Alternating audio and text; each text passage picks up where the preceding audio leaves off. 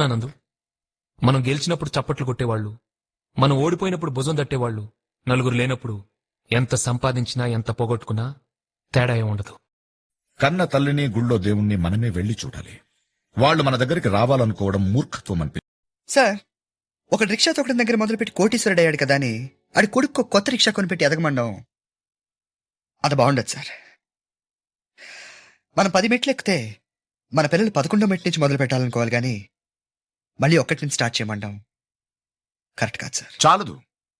ప్రేమ ఫలానా టైంకి ఫలానా వాళ్ళ మీదే పుడుతుందని ఎవరు చెప్పగలరు అన్నయ్య?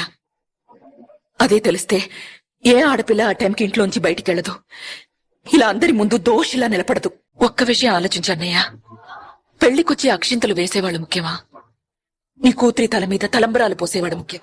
మనం తప్పు చేస్తే తప్పని, కరెక్ట్ చేస్తే రైట్ అని చెప్పేవాళ్ళు మంచివాళ్ళు. మనం ఏం చేసినా భరించేవాళ్ళు మన ప్రేమించేవాళ్ళు. ఒక మనిషిని మనం ప్రేమిస్తే వాళ్ళు చేసే తప్పును కూడా మనం క్షమించగలగాలి, లేదా వాళ్ళని ప్రేమించలేదని ఒప్పుకోవాలి. నీకింతకు ముందే చెప్పాను, ఆడపిల్లని తక్కువ చేసి మాట్లాడద్దు. పిల్లనిచ్చేటప్పుడు ఉన్నోడా లేనోడా అని కాదు, మనసున్నోడా అలవాటు లేనోడా అని చూడండి. ఎందుకంటే సంపాదిస్తే డబ్బు వస్తుంది కానీ సంస్కారం రాదు. బాగుండడం అంటే బాగా ఉండడం కాదత్తా, నలుగురితో ఉండడం, నవ్వుతూ ఉండడం. ఈ ప్రశ్నకి ఎవ్వరూ సమాధానం చెప్పలేరు. నీకే ఊరంటే ఇష్టం, నీకే కూరంటే ఇష్టం, ఏ రంగంటే ఇష్టం అని అన్ని విషయాల్లోనూ ఏదంటే ఇష్టం అని అడుగుతాం.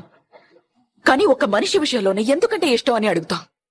ఒక మనిషిని ద్వేషించడానికి కారణాలుంటాయి గాని ప్రేమించడానికి కారణాలు చెప్పలేం. మనకంటే పెద్దవాళ్లంటే గౌరవం ఉండాలి, మన వయసు వాళ్లతో పోటీ ఉండాలి, మనకంటే చిన్నవాళ్లంటే ప్రేమ ఉండాలి అని. మనకి జ్వరం వచ్చినప్పుడు అమ్మ కావాలనిపిస్తుంది, భయం వేసినప్పుడు నాన్నుంటే ధైర్యంగా ఉంటుంది, బాధలో ఉన్నప్పుడు ఫ్రెండ్ ఉంటే పక్కన బాగుంటుంది. మరి ఆనందంగా ఉన్నప్పుడు మన పక్కన ఎవరుంటే కరెక్ట్ కాదు. ఏంటి ఆలోచిస్తావు? మనం ప్రేమించిన వాళ్ళు ఉంటే బాగుంటుంది.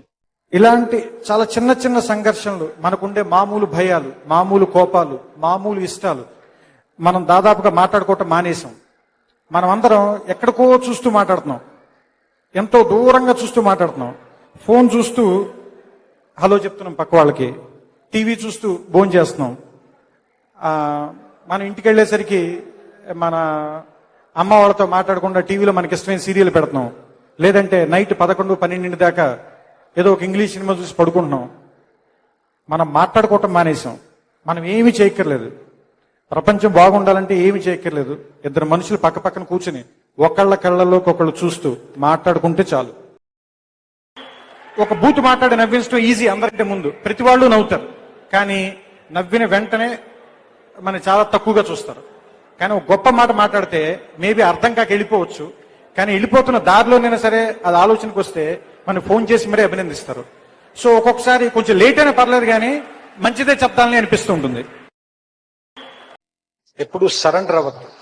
కష్టానికి, జీవితానికి, మనుషులకి, అధికారానికి, డబ్బుకి, దేనికి సరెండర్ అవ్వదు. క్వశ్చన్ చేయండి.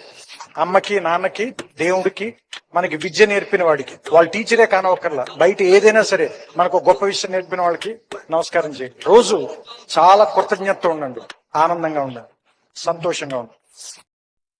దేవుడు అంటే ఎవరంటే మనకి సంబంధం లేని వ్యక్తులకి, మనకి లాభం లేని పనికి ఎవరైతే ముందుకెళ్ళి సాయం చేస్తారో వాడే దేవుడు అంటే. ఎందుకంటే దేవుడు అంటే పర్టికులర్గా 4 చేతులతోటి గద, త్రిశూలం, లేదంటే ఏమంటారు దాన్ని, బాణాలు, శంకు చక్రాలు ఇలాంటివన్నీ పట్టుకుని కనిపించడు.